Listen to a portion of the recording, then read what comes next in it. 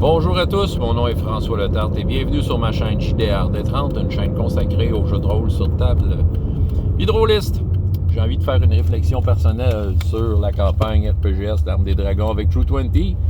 Un peu aller dans les coulisses de la campagne par rapport à où est-ce qu'on est là.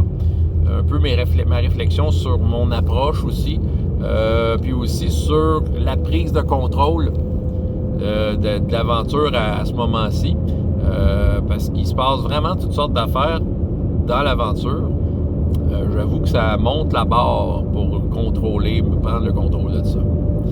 Parlant de contrôle, c'est sûr que ces derniers temps, j'ai été très sollicité, on va dire, dans ma vie personnelle, et mes temps libres se sont effrités assez rapidement. J'ai eu beaucoup de responsabilités entre les mains, je dirais même les 3 dernières semaines. Ce qui fait que les dernières aventures, j'avais pas le même niveau de préparation que ce qu'il y avait avant. J'ai quand même une bonne idée de ce qui se passe, on s'entend, mais souvent c'est juste dans ma tête. Puis tu sais, l'agenda de l'adversité, c'est quelque chose qui, je pense, demande de s'asseoir et de juste, comment je pourrais dire, passer dans la machine de ton cerveau, là, pour, dans le tordeur de ton cerveau pour arriver avec une position claire sur les différents éléments que tu as, les différents personnages non-joueurs, qu'est-ce qui se passe, c'est quoi au juste qu'ils veulent tous ces éléments-là pour les présenter aux joueurs et puis que ça donne un semblant de direction. De leur point de vue, je ne sais pas comment ils le perçoivent, mais de mon point de vue, je sais très bien que c'est ça. Je sais très bien que les éléments que j'amène n'ont pas la même fermeté que ce que je pouvais présenter les séances d'avant. Ça va venir. Je dirais que peut-être... remarquez, c'est pas désagréable. T'sais, si vous regardez la game, sérieux, on rit en tabarnouche. Je veux dire, là, on prend un certain aise dans la campagne en tant que joueur. Je veux dire, on ne veut pas, ça fait comme 13 fois qu'on joue ensemble. Il y a comme le côté camaraderie là, qui s'est installé. Puis, disons que le festival de la blague a la gâchette facile. Puis c'est correct, je le tolère tout à fait, parce que, à quelque part, moi, c'est mercredi soir, sérieusement. J'ai une journée de débile mental juste avant. C'est ça, j'ai une journée de débile avant. Puis là, je me retrouve avec la gang à passer un moment agréable, Fait que, de quoi je me plains, là, c'est rendu là. Je pense que je suis déjà très choyé d'avoir cette game-là. C'est ça. Reste que, par rapport à ce que le pourquoi je fais ça, ben c'est sûr que je mets pas le travail que je voudrais. Fait que c'est sûr que l'agenda de l'adversité a besoin d'un peu de travail ces temps-ci. Surtout que là, on travaille avec plein d'éléments en même temps. Si vous avez suivi la campagne, et d'ailleurs, si vous la suivez et que vous êtes pas rendu à la 13e séance, soit dit en passant, je veux pas, ça se peut que je vous vole des punchs, là, je vous avertis. Là, c'est à vous de décider si vous voulez continuer ou pas cette vidéo. Ouais, fait que là, l'agenda de l'adversité, puis aussi au niveau des règles, je vais vous dire, OK, oui, l'expérience en Back to 20, je commence à plus saisir ce que c'est. Je maîtrise pas tout par cœur. Il y a beaucoup d'éléments. Ce jeu-là est un jeu, en tout cas pour moi, il est exigeant. Il demande une certaine attention. Et cette attention-là, le jeu ne l'a pas eu les dernières semaines. Cette attention-là se traduisait par quoi quand j'avais le temps un peu avant? Ben, c'était de faire en sorte que j'avais un moment pour m'asseoir et feuilleter le livre de règles, puis juste revalider, confirmer certaines affaires, mémoriser certaines règles utiles pour éviter d'aller fouiller dans le livre. C'est ça, cette espèce de moment d'étude-là. J'aime ça faire ça, soit dit en passant. Normalement, c'est pas exigeant. D'habitude, pour moi, c'est une lecture agréable faire ça. C'est comme d'étudier un manuel technique. C'est ça. Donc, moi, j'aime ça faire ça. Puis, c'est pour le plaisir d'arriver autour de la table puis d'avoir à moins chercher dans le livre. Puis, quand je le fais avant une séance, les jours précédents de séance, cet exercice-là, j'arrive beaucoup plus confiant dans mon aventure parce que mon attention va être plus portée sur, justement, ce fameux agenda de l'adversité-là. C'est quoi les éléments parmi les éléments qui vont être présentés, à quel point que je suis à l'aise et que, puis sans avoir un système de règles en veilleuse qui me fait douter, OK? Oui, je m'en sors quand même bien, veut dire, au final, c'est vrai que des 20, si je regarde des jeux plus OSR, des 20, veut dire, tu choisis une difficulté, tu roules le dé, puis ça devrait s'arrêter là. C'est vrai. Je pourrais juste tout fudger des difficultés. OK, ça te prend 15, ça te prend 20. Puis je pense qu'on s'en sortirait bien. Puis je pense que c'est dans la mentalité de True 20. Sauf que, tu sais, il y a tellement un beau système, tu sais, que tu sais, j'ai envie d'y porter attention. J'ai envie d'être à la hauteur de ce système-là. Fait que ça me demande d'étudier un peu mon système de règles. C'est ça. Mais non, c'est ça. Puis, tu sais, c'est un exercice nécessaire. Puis, tu sais, c'est pas juste True 20. Je pense que tous les jeux... Vous savez, en tant que maître de jeu, tous les jeux que j'ai entre les mains, j'ai besoin d'avoir le système de règles comme bien maîtrisé. Parce que c'est ça qui fait en sorte que j'arrive à la table beaucoup plus confiant, beaucoup plus convaincu de ce que j'ai à présenter. Même quand je suis joueur, c'est ça. Là, tu sais, je suis joueur... présentement, je suis joueur dans Savage Worlds. Puis sérieusement, j'aimerais ça m'asseoir et lire le livre de Savage Worlds plus souvent. T'sais. Mais j'ai pas le temps. C'est ça. J'aime ça même en tant que joueur d'avoir ce genre de maîtrise-là, ce genre d'études-là. Mais bon, c'est comme ça, hein. Je veux dire, les prochaines semaines ne seront pas moins tranquilles. Je vais comme encore être plongé dans toutes sortes de responsabilités, des imprévus qui arrivent, qui me coupent les fameux temps libres que j'aurais pu avoir pour faire ça. Bon. Reste que c'est pas désagréable. Le contexte présentement de la partie a changé depuis 4 séances, plus officiellement. On a vraiment changé de royaume et ma job, si on veut, a été de vraiment le faire miroiter aux joueurs. On est maintenant dans le Grand-Duché de Rucal. Le Grand-Duché de Rucal, je voyais ça comme un endroit hyper coloré, un peu artificiel. Tu sais, genre de... Tu sais, c'est un futur façonné à coups de potion, là, tu sais. C'est un peu de même que je le vois, tu sais. Il y a un côté quasi science-fiction, tout en restant médiéval, fantastique, tu sais. C'est ça. Fait que je voulais un peu le présenter de cette façon-là. Il fallait que ça soit un peu étrange. Fait que ça, c'est sûr que ça me demande un effort. Faut que, tu sais, à chaque fois que je fais une description de scène, faut pas que je voie la ville médiévale européenne qui va m'apparaître en premier. C'est toujours la même référence, tu sais. Trifandrie se rapprochait plus de ça. C'était beaucoup plus facile, mettons, pour moi, de décrire des éléments. Mais il va falloir à chaque royaume que je porte attention à ça, évidemment. Rucal est très coloré. Ça, c'est déjà un niveau d'effort. Il y a aussi le projecteur lancé sur le personnage de Urto, le personnage de JP.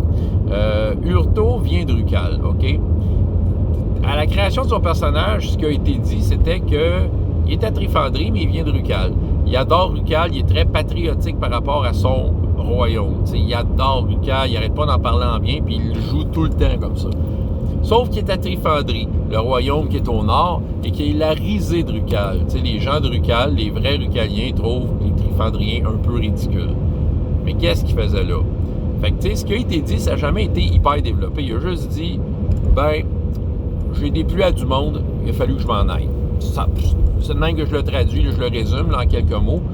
Mais on n'a jamais été creusé là, à ce moment-là. Fait que là, en rentrant dans Rucal, il fallait qu'on ait des explications. Parce que là, tu sais, Urto, aussi coloré qu'il est, il fallait qu'il y ait une histoire à attacher à ça, qui soit à la hauteur de cette anecdote-là, tu sais. Il fallait décider qu'est-ce que c'était. Il y a eu certains échanges de personnages non-joueurs que j'ai présentés comme étant des personnages non-joueurs qui connaissaient Urto. Et on a, entre autres, introduit sa sœur.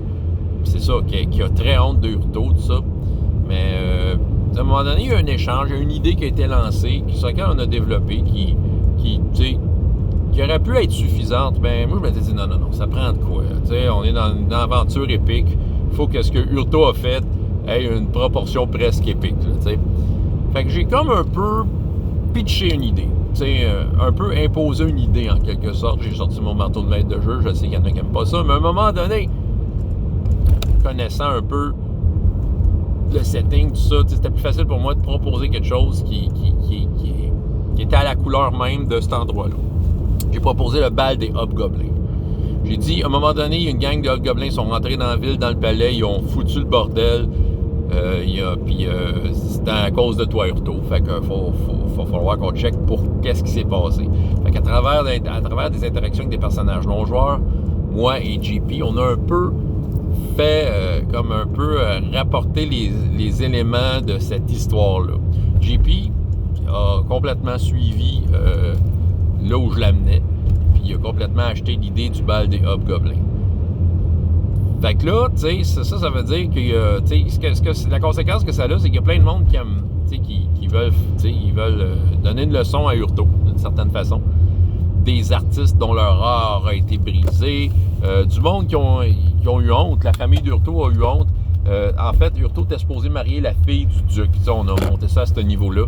Puis, c'est ça, puis c'était le fameux bal des hobgoblins, c'était pendant la supposée cérémonie de mariage. Ouais. Puis, c'est ça. Puis, tu sais, sa famille devait monter à un certain niveau de noblesse, grâce à ce mariage et tout ça. Fait que, bon. Fait que là, tu sais, ça donne du jus en masse.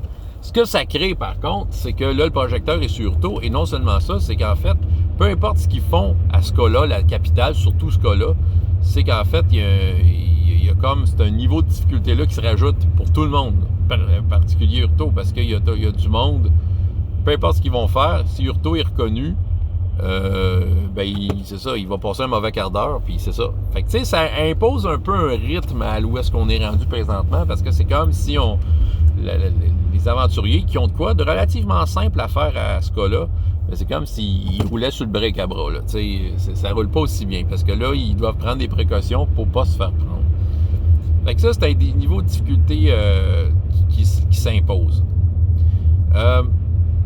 L'autre affaire, c'était de mettre la couleur de ce qui se passe. C'est un monde vivant. Trifandrie se fait présentement dans la campagne envahir par Ursute et ses elfes noirs, accompagnés de Chahauteuil-sur-Dragon.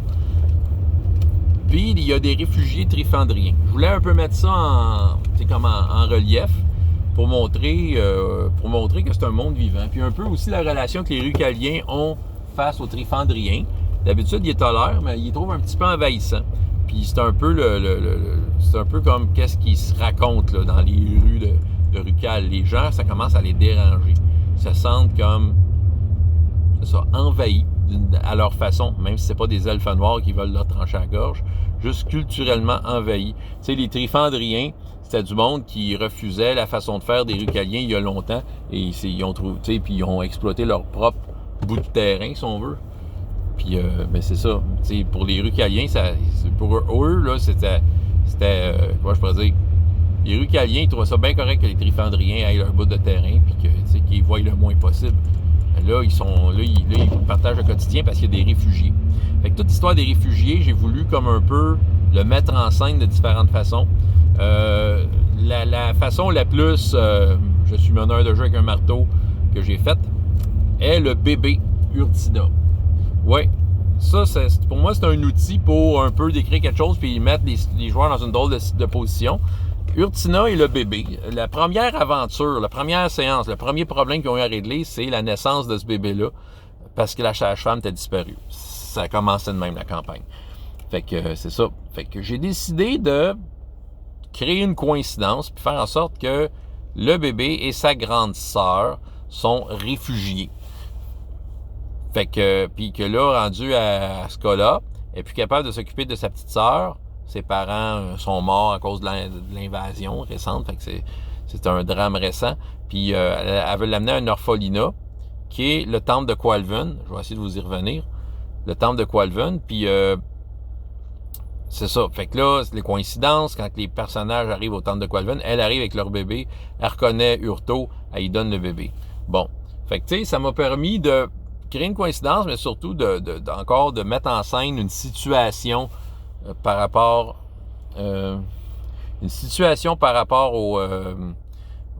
à ce qui se passe dans cet univers-là.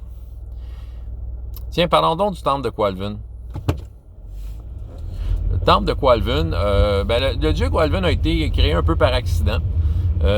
C'est un dieu de la magie. Il y en a un dans RPGS, dans un des royaumes, qui je pense qu'il s'appelle Stuart Cruy. C'est un genre de nom pas agréable de même. Là. Puis, il en parle dans le royaume de Quilven. Fait que, tu sais, quand j'ai un peu... Tu sais, il m'a demandé, JP, y a-tu un dieu de la magie, tout ça? Je dis, ben oui, il y a tel dieu qui est prié dans tel royaume, tu sais. Mais c'est ça, lui, tu sais, il a probablement lu l'information vite, puis il a vu Quilven, tu sais, parce que ça se lit mieux que Stuart Cruy. Puis c'est ça. Puis tu sais, veut dire, le jeu du téléphone personnel l'a amené à nommer son jeu à son dieu spontanément Qualven.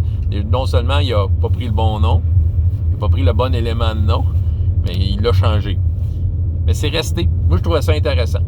Fait que là, Qualven, on a un peu déterminé Qualven, c'était qui Qualven, de quelle façon il fallait le prier, c'était quoi le... En fait, à travers JP, on en apprenait sur Qualven.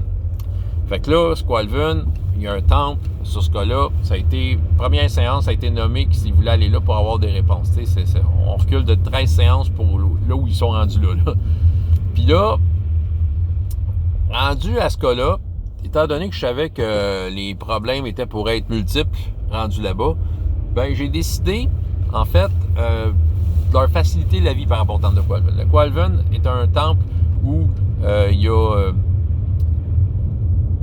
qui est accueillant pour les personnages, OK? Puis qu'ils ont même aidé, selon leur dire, ils ont aidé les personnages à les amener là, OK? C'est un temple de la magie, ils sentent la magie, la larme de dragon est un objet hautement puissant. Fait que ça m'a servi d'outil, cette histoire-là, entre autres. Ça m'a permis, en fait, de définir pour les joueurs, de les aider à déterminer qu'est-ce que la larme de dragon. Okay? C'est quoi cet objet-là? C'est quoi la portée de cet objet-là? C'est un objet puissant. Fait que j'ai comme un peu, à travers le temple de Qualven, déterminé que les Templiers, à travers des rituels, essayaient de protéger la venue d'Urto en essayant d'absorber, si tu veux, l'aura magique de la larme de dragon pendant qu'il s'en venait, pour pas que quelqu'un d'autre de malveillant ait un œil dessus. Fait que ça, pour moi, ça a été comme ça. C'est un outil que je me suis servi pour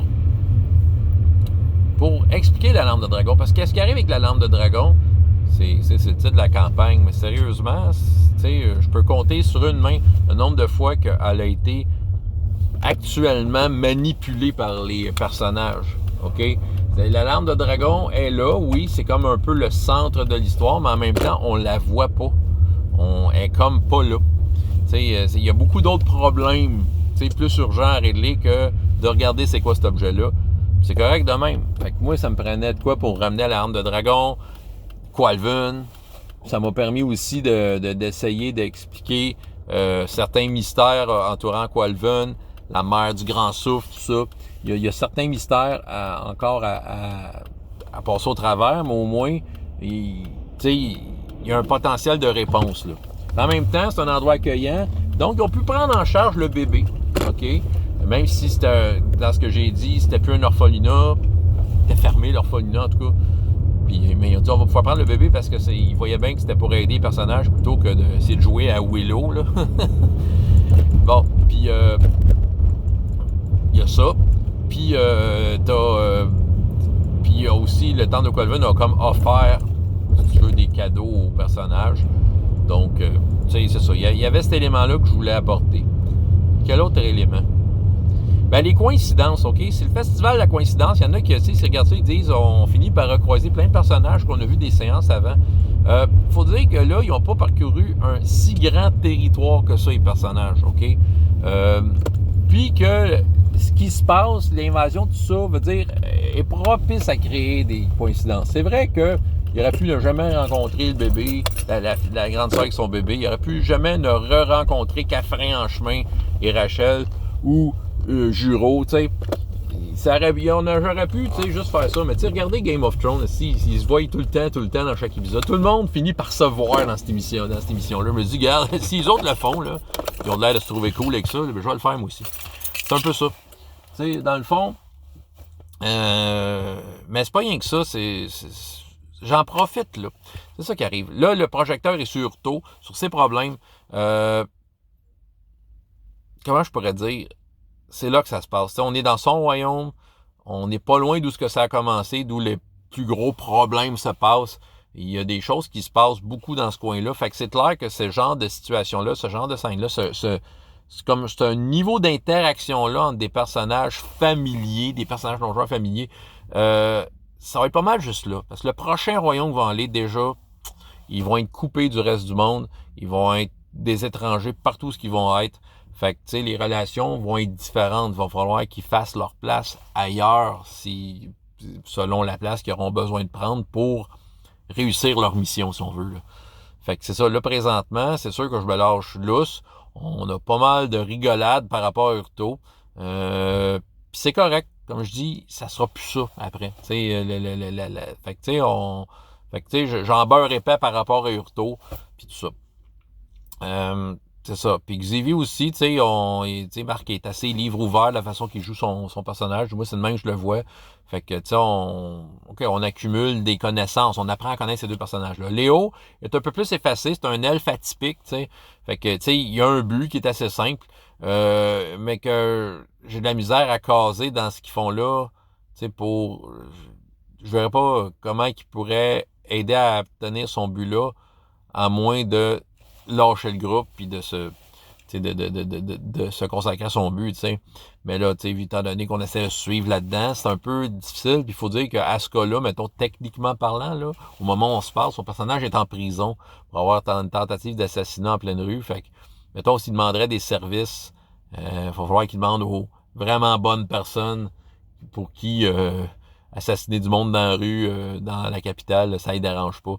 Tu sais, tu comprenez, là, tu sais, c'est ça. Fait que d'ailleurs, le contrôle de la campagne, le contrôle de l'aventure, les joueurs se sont un peu volontairement séparés dans 3 situations assez loufoques. Au début de la séance 13, il y en a un qui est en train de commettre un adultère, l'autre qui essayait de faire une tentative d'assassinat, comme je viens de vous dire, puis l'autre, Xavier, qui est rentré par effraction dans le palais.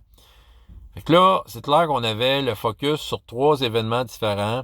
J'essayais de donner, peut-être dispatcher des rôles à droite et à gauche pour faire en sorte que les joueurs puissent jouer même quand c'était pas leur tour.